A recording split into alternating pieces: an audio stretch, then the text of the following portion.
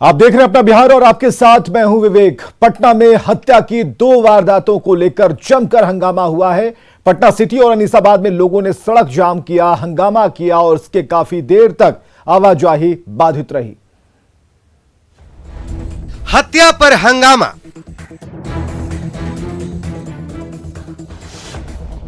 सड़क पर संग्राम, मर्डर के बाद मातम। हंगामे की ये तस्वीरें पटना की हैं। पटना सिटी में कल्लू की हत्या के विरोध में हंगामा हुआ तो अनीसाबाद में विक्की की हत्या पर बवाल। दोनों ही जगह लोगों के निशाने पर थी पुलिस की कार्यशैली।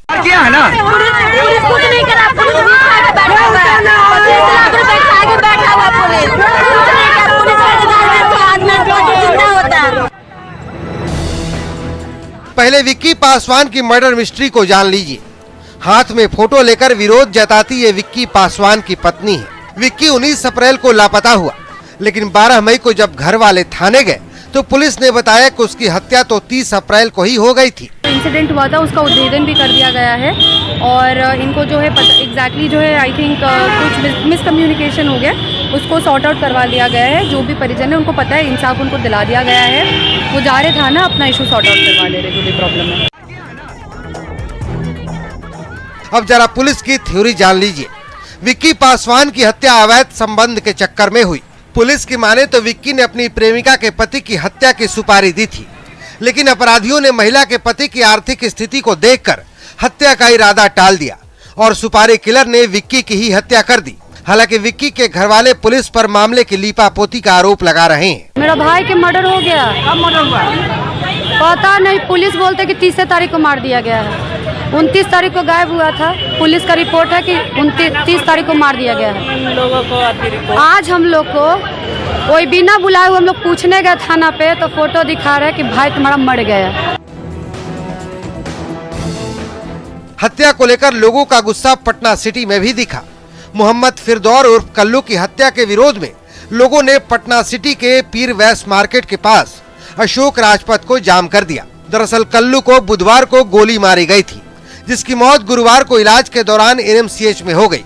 लोगों की मांग है कि हत्यारों की गिरफ्तारी के साथ साथ मृतक के परिजनों को 50 लाख का मुआवजा दिया जाए। और इस गुड्डू का उम्र कैद की सजा होना चाहिए और 50 लाख का हम लोग का जुर्माना है, क्योंकि लड़का 20,000 रुपया मेरा महीना कमाता था। स्कूटर का मेरा मिस्त्री था, समझा। अब कौन देगा पैसा उसका? लड़का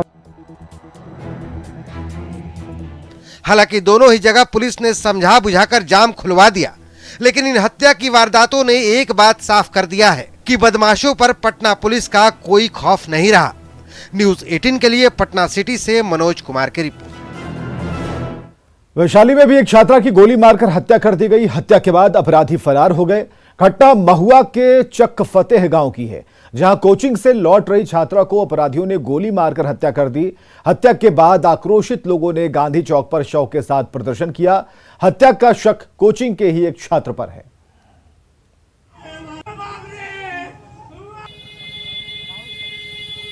गोली का आवाज हुआ, हम अपने घर पर भूसा रख रहे थे, जस्ट थोड़ा दूरी पर है। उसके बाद आवाज, एक बच्ची दौड़ के कहने गया कि चचा गोली मार दिया। तो आज दौड़ के हम लोग उसको लड़का को पीछा कर रहे हैं, ठीक है। पीछा करने के बाद आगे मुरघटिया के आसपास मैजिक रुका हुआ है, उसी पर वो लड़का बैठ के वो भाग चला। उसके बाद हमको पता चला, मधौल गांव में घुसे, तो घुसने के बाद पता चला कि यह गाड़ी जो था गोलू नाम वार्ड मेंबर का था। कोचिंग सेंटर में आते हुए एक 16 साल की लड़की को गोली मार दिया गया है। जो जानकारी मिली है कि उसी कोचिंग सेंटर का कोई लड़का था जो वहां से निकल चुका है, उसके द्वारा गोली मारी गई है। परिवार वालों का है कि उनकी अरेस्टिंग की जाए, कोचिंग सेंटर पे कार्रवाई की जाए। कोचिंग सेंटर पे भी हम लोग पूछताछ करेंगे कि क्या सुरक्षा या क्या इस तरह की घटना क्यों हुई। बाकी है उस लड़के को हम लोग ने टीम गठित किया हुआ है। इंस्पेक्टर महुआ अंचल है, उनकी अध्यक्षता में एक टीम गठित कर दी गई है। विधायक जी भी आए थे, तो पूरे परिवार को आश्वासन दिया गया। उस घर के लड़के के घर में रेड भी कराया गया है। लड़का भी फरार है। तत्काल उसकी मां को हम लोग पूछताछ के लिए लाए हैं। अब हमको पूरी उम्मीद है कि वो लड़का खुद सरेंडर कर देगा। और बेतिया से बड़ी खबर, जहां स्कूल परिसर रण क्षेत्र में तब्दील हो गया। आपस में 2 पक्ष भिड़ गए, एक दूसरे पर लाठी डंडों से हमला शुरू हो गया। नरकटियागंज के मलदहिया पंचायत की यह घटना है। वार्ड संख्या में 8 में वार्ड सचिव चुनाव के दौरान यह हंगामा हुआ है और प्राथमिक विद्यालय पोखरिया की यह घटना है। तो बड़ी खबर, स्कूल परिसर रणक्षेत्र में तब्दील हुआ, ये उसकी तस्वीरें हैं। और बेतिया से इस वक्त की बड़ी खबर हम आपको बता रहे हैं, दो पक्ष आपस में भिड़े और पूरा स्कूल परिसर रणक्षेत्र में तब्दील हो गया। एक दूसरे पर लाठी डंडों से हमला किया गया है, एक दूसरे पर पत्थरबाजी की गई है। मलदहिया पंचायत की यह घटना है। बिहार में शराबबंदी के बाद भी शराब तस्कर सक्रिय हैं। धंधेबाज शराब तस्करी का नया जुगाड़ और तिकड़म लगा रहे हैं।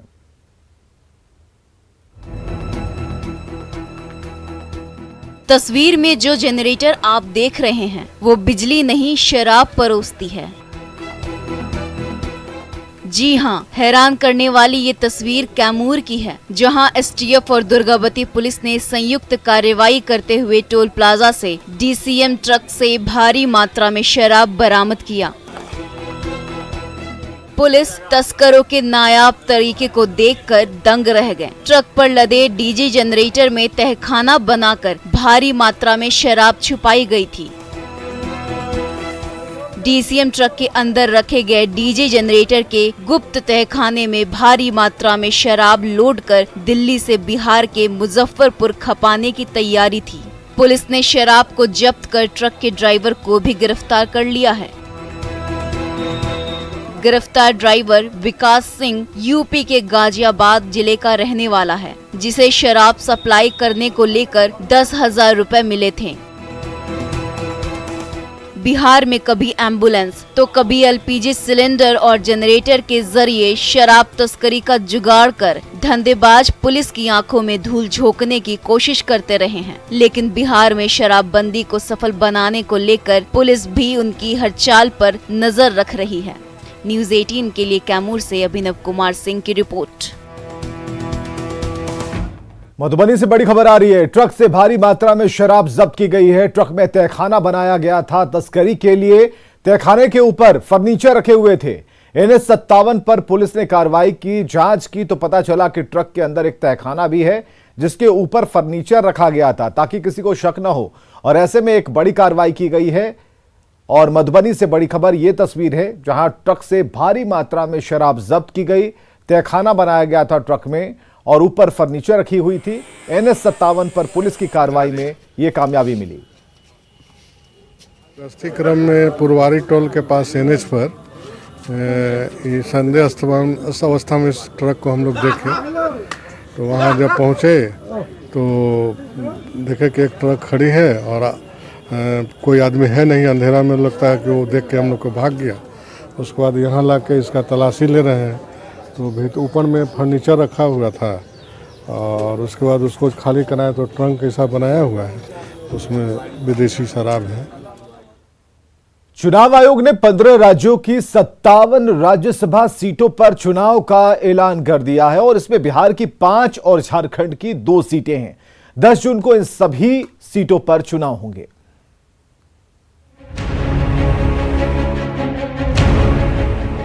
बज गया राज्यसभा के रण का बिगुल। राज्यसभा की 57 सीटों पर चुनाव का ऐलान। चुनाव आयोग ने 7 जुलाई को खाली हो रही देश भर की सभी 57 सीटों पर चुनाव की तारीख का ऐलान कर दिया। इसमें 5 सीटें बिहार से हैं और 2 झारखंड की हैं। बिहार से जिन राज्यसभा सांसदों का कार्यकाल 7 जुलाई को खत्म हो रहा है वो है बीजेपी के गोपाल नारायण सिंह और बीजेपी से ही सतीश चंद्र दुबे, जेडीयू से आरसीपी सिंह, साथ ही जेडीयू से निलंबित किए जा चुके शरद यादव। शरद यादव का कार्यकाल भी 7 जुलाई तक था, लेकिन उन्हें पहले ही अयोग्य घोषित किया जा चुका है। उनकी सीट पर भी 10 जून को चुनाव होगा। वहीं आरजेडी से मीसा भारती का कार्यकाल भी 7 जुलाई को खत्म हो रहा है। बिहार में राज्यसभा की कुल 14 सीटें हैं। इसमें आरजेडी के पास सबसे ज्यादा 5 सीटें हैं, जेडीयू और बीजेपी के पास 4-4 सीटें हैं और कांग्रेस के पास 1 सीट है। जिन 5 सीटों पर चुनाव होना है उनमें 2 जेडीयू की और 2 बीजेपी की है, जबकि 1 आरजेडी की है। बिहार विधानसभा में जैसी दलगत स्थिति है उसमें जेडीयू की तरफ से 2 सदस्यों का राज्यसभा जाना संभव नहीं है, जबकि आरजेडी पहले के मुकाबले मजबूत स्थिति में है। बिहार के बाद झारखंड की बात करें तो झारखंड से भी राज्यसभा की 2 सीटें खाली हो रही हैं। बीजेपी के महेश पोद्दार और बीजेपी के ही मुख्तार अब्बास नकवी का कार्यकाल 7 जुलाई को खत्म हो रहा है। इन दोनों सीटों पर भी 10 जून को चुनाव होगा। आज की स्थिति में झारखंड विधानसभा में जो दलगत स्थिति है, उसको देखते हुए बीजेपी अपनी दोनों सीटें बचाने में सक्षम नहीं दिख रही है। न्यूज़ 18 के लिए पटना से शैलेंद्र कुमार के साथ ब्यूरो रिपोर्ट। बिहार में जाति एक ऐसा फैक्टर है जो जहां तमाम मसले जहां छोटे पड़ जाते हैं, पक्ष विपक्ष सब एक हो जाते हैं, क्योंकि बिहार की सियासत का सबसे बड़ा सच जाति का भंवर है। जातीय जनगणना के मुद्दे पर जेडीयू और आरजेडी दोनों की राय एक है, लेकिन बीजेपी इस मुद्दे के खिलाफ है।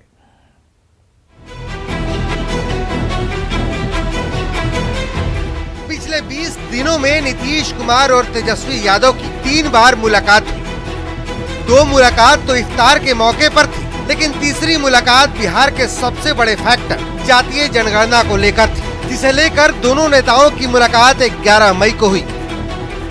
तेजस्वी के अल्टीमेटम पर सीएम नीतीश कुमार ने फौरन एक्शन लिया और तेजस्वी के अल्टीमेटम वाले बयान के बाद सीएम ने 26 घंटे में ही उन्हें मिलने के लिए बुला लिया। मुलाकात के बाद तेजस्वी ने फिलहाल पैदल यात्रा का प्लान भी टाल दिया। मुख्यमंत्री जब कह रहे हैं कि वो कराएंगे और जल्दी ही एक मीटिंग बुलाई जाएगी जिसमें सब लोगों की राय दी जाएगी, ये बात तो उन्होंने फिर हमको कहा है, लेकिन हमारे पास जब मिलने का समय हमको दिया है, अब जब आश्वस्त किए हैं, तो यही बात है कि भाई अगर इंतजार करना होता, टालना होता तो मिलने का समय। आरजेडी और जेडीयू भले ही जातीय जनगणना पर एक राय रखते हो, लेकिन बीजेपी का स्टैंड जातीय जनगणना को लेकर बिल्कुल साफ भी है और इसके खिलाफ भी है। भारत सरकार की पॉलिसी बिल्कुल क्लियर है और प्रदेश उड़ीसा ने भी कराया है, तेलंगाना ने भी कराया है, कर्नाटका ने भी कराया है। उनके लाभों का एक बार जरूर अध्ययन कर लेना चाहिए। केवल बोलने से काम नहीं चलता है, वो लाभ दिखाएं, बताएं, हमें भी थोड़ी सी जानकारी बढ़ेगी। दरअसल 23 अगस्त 2021 को जातीय जनगणना के मुद्दे पर दिल्ली में मुख्यमंत्री नीतीश कुमार, तेजस्वी यादव समेत कुल 11 नेताओं के प्रतिनिधि मंडल ने प्रधानमंत्री नरेंद्र मोदी से मुलाकात की थी। उस मुलाकात के 9 महीने बाद एक बार फिर सियासत गर्म है। दिल्ली से न्यूज़ 18 के लिए अमितेश कुमार के साथ पटना से रवि एस नारायण की रिपोर्ट। पटना की तस्वीर नरक के समान इन दिनों नजर आ रही है। नमामि गंगे परियोजना को लेकर महीनों पहले पटना में सड़कों की खुदाई की गई थी, लेकिन अधूरे काम की वजह से स्थिति नारकीय है। पटना की सड़कों को संवारने के नाम पर शहर की हालत नर्क जैसी बना दी गई है। हाल यह है कि सरकारी योजनाओं ने ही पटना की सड़कों का बुरा हाल कर दिया है। नमामि गंगे परियोजना को लेकर महीनों पहले पटना में सड़कों की खुदाई की गई, लेकिन अधूरे काम होने की वजह से शहर की हालत नारकीय बन गई है। नमामि गंगे परियोजना के तहत सड़कों की खुदाई के बाद यहां गड्ढे बन गए हैं। बारिश के बाद इन गड्ढों में पानी जमा हो गया है, गाड़ियां फंस रही है, पैदल चलने वाले लोगों को परेशानी हो रही है, बाइक सवार परेशान हैं और राहत कहीं से मिल नहीं रही। हाईकोर्ट इस मामले में पहले ही योजना से जुड़े ठेकेदारों को फटकार लगा चुकी है। बावजूद इसके कोई पहल नहीं की जा रही है। ज्यादातर इलाकों में पिचिंग का काम नहीं हुआ है। कई महीनों से पटना के इन इलाकों में आधा अधूरा निर्माण करके छोड़ दिया गया है।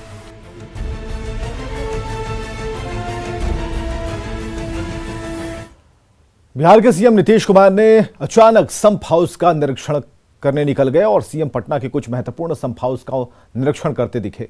बारिश से पहले क्या तैयारियां हैं, इसकी जानकारी उन्होंने ली है और सीएम ने अधिकारियों को महत्वपूर्ण निर्देश भी दिए हैं। पटना के पहाड़ी पर बने संप हाउस का निरीक्षण करने में सीएम पहुंचे, जहां बातचीत के हमारे सहयोगी आनंद अमृतराज ने।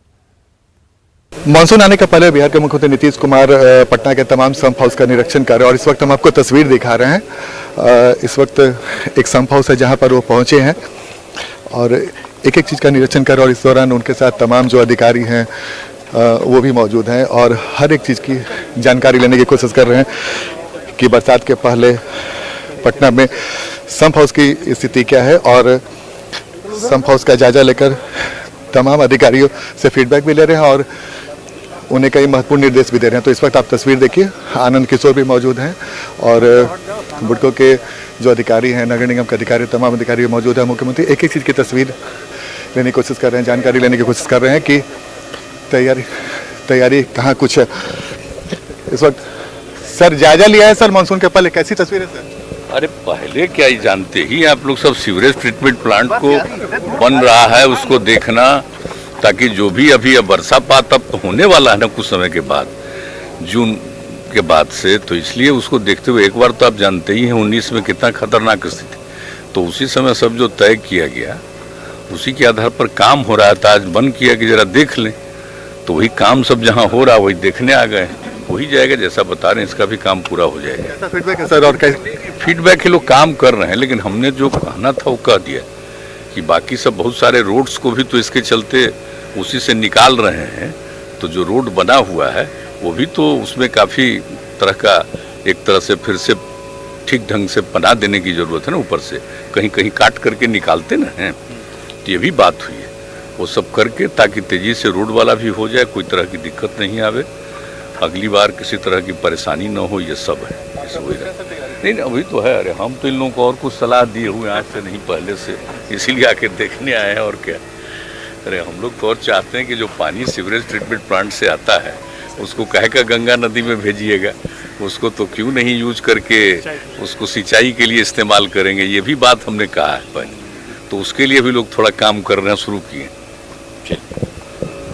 मुख्यमंत्री एक चीज़ की जानकारी लेने की कोशिश कर रहे हैं और उन्होंने कहा है कि कुछ जानकारियां हैं तो अधिकारी को निर्देश भी दिया जाए, और जाहिर सी बात है मानसून के पहले हर चीज़ की जानकारी लेने खुद मुख्यमंत्री नीतीश कुमार जब निकले हैं तो अधिकारी भी पूरी तरीके से अलर्ट मोड में है और उन्हें एक एक चीज़ की जानकारी दी जा रही है। और मुख्यमंत्री ने ये भी कहा कि कई जगह सड़कों को खोदा गया है नमामि गंगे योजना के तहत, तो उसकी भी जानकारी उन्होंने ली। और जाहिर सी बात है मुख्यमंत्री का इस तरीके से अचानक से संप हाउस का निरीक्षण करना और जाके स्थिति का जायजा लेना अधिकारी को भी अलर्ट मोड में ला दिया है।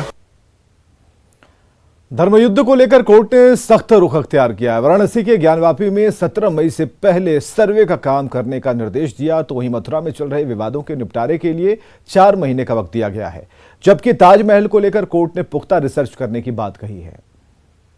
सर्वे जारी, नहीं डालेगा कोई अड़ंगा। कोई अगर हिला हवाली करता है, कमीशन कार्रवाई में अनुपस्थित रहता है तो भी कमीशन कार्रवाई होगी, और कमीशन कार्रवाई में यदि कोई विरोध करता है उस पर FIR दर्ज होगा, मुकदमे किए जाएंगे।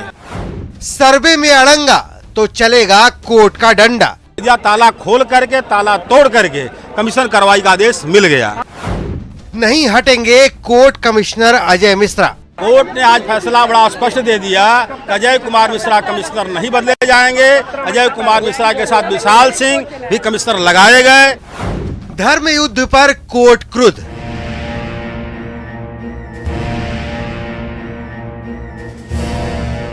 लड़ाई तो सैकड़ों साल पुरानी है, लेकिन रंग अब दिखा रही है। देखिए इन 3 तस्वीरों को। पहली तस्वीर काशी की है, जहां ज्ञानवापी मस्जिद में सर्वे के काम में बाधा डाला गया था, जबकि दूसरी तस्वीर मथुरा की है, जहां श्री कृष्ण जन्म स्थान परिसर को लेकर विवाद चल रहा है। वहीं तीसरी तस्वीर आगरा के ताजमहल की है, जिसे इन दिनों ताजो महालय बताया जा रहा है। ये तीनों विवाद कोर्ट में है। चलिए अब कोर्ट का रुख जानते हैं। सबसे पहले बात वाराणसी के ज्ञानवापी की। ज्ञानवापी मामले में वाराणसी कोर्ट के फैसले के मुताबिक मस्जिद के सर्वे के लिए नियुक्त कमिश्नर अजय कुमार मिश्रा को नहीं बदला जाएगा। ज्ञानवापी मस्जिद का सर्वे 17 मई से पहले कराने का आदेश दिया। 17 मई को सर्वे की अगली रिपोर्ट पेश करने का निर्देश दिया। सर्वे में बाधा डालने वाले लोगों पर कार्रवाई की जाएगी। कोर्ट ने 2 सहायक कमिश्नर भी नियुक्त करने का निर्देश दिया। सुबह 8 बजे से लेकर 12 बजे तक चप्पे चप्पे का सर्वे किया जाएगा। सर्वे के दौरान कमिश्नर अजय मिश्रा के साथ साथ सहायक कमिश्नर विशाल और अजय प्रताप भी मौजूद रहेंगे। तो वहीं इलाहाबाद कोर्ट ने मथुरा कोर्ट को श्री कृष्ण जन्मभूमि विवाद को लेकर दायर सभी विवादों का 4 महीने में निपटारा करने का निर्देश दिया। भ्रम की स्थिति है, ये क्लियर हो जाएगी और जितने भी केस पेंडिंग है, 9 केस हैं, सब में विधिवत रूप से इनका ट्रायल शुरू हो जाएगा। और माननीय उच्च न्यायालय ने कहा है कि 4 माह के अंदर सभी केसों का निस्तारण करें और ये केस चलेंगे या नहीं चलेंगे। बता दें कि श्री कृष्ण विराजमान को लेकर दायर मनीष यादव की अर्जी पर सुनवाई करते हुए इलाहाबाद हाई कोर्ट ने यह फैसला सुनाया। वहीं आगरा के ताजमहल विवाद पर इलाहाबाद कोर्ट की लखनऊ बेंच ने याचिकाकर्ता को फटकार लगाई है। जस्टिस डीके उपाध्याय ने कहा है कि पीआईएल का दुरुपयोग ना करें, इसका मजाक ना बनाएं। ताजमहल किसने बनवाया पहले जाकर रिसर्च करो, यूनिवर्सिटी जाओ, पीएचडी करो तब कोर्ट आना। रिसर्च से कोई रोके तब हमारे पास आना। अब इतिहास को आपके मुताबिक नहीं पढ़ाया जाएगा। पिटीशन में बहुत सारी कमियां थी, इसलिए कोर्ट ने इसको डिसमिस कर दिया। डॉक्टर रजनीश सिंह ने 7 मई को कोर्ट में याचिका दायर कर ताजमहल को लेकर 3 मांगे रखी थी। मसलन पहली मांग, ताजमहल में बंद पड़े 22 कमरे खोले जाएं। दूसरी मांग, एएसआई से खुलवाए जाएं बंद पड़े कमरे। तीसरी मांग, बंद कमरों में मूर्ति शिलालेख की तलाश हो। फिलहाल कोर्ट के लखनऊ बेंच की ओर से की गई तल्ख टिप्पणी के बाद ये मामला नरम पड़ गया है। लेकिन राजस्थान के बीजेपी सांसद दिया कुमारी ने भी ताजमहल पर अपने अधिकार का दावा ठोक दिया है। Bureau report, news 18 network. और मुजफ्फरपुर से बड़ी खबर आ रही है। आइसक्रीम फैक्ट्री में बॉयलर ब्लास्ट हुआ है। मोतीपुर में ये बॉयलर ब्लास्ट किया है। हादसे में एक की मौत बताई जा रही है, कई लोग घायल बताए जा रहे हैं। मुजफ्फरपुर से इस वक्त की बड़ी खबर, मोतीपुर में आइसक्रीम बनाने के दौरान बॉयलर ब्लास्ट किया, एक की मौत हुई है, एक व्यक्ति की मौत हुई है और कई लोग घायल बताए जा रहे हैं।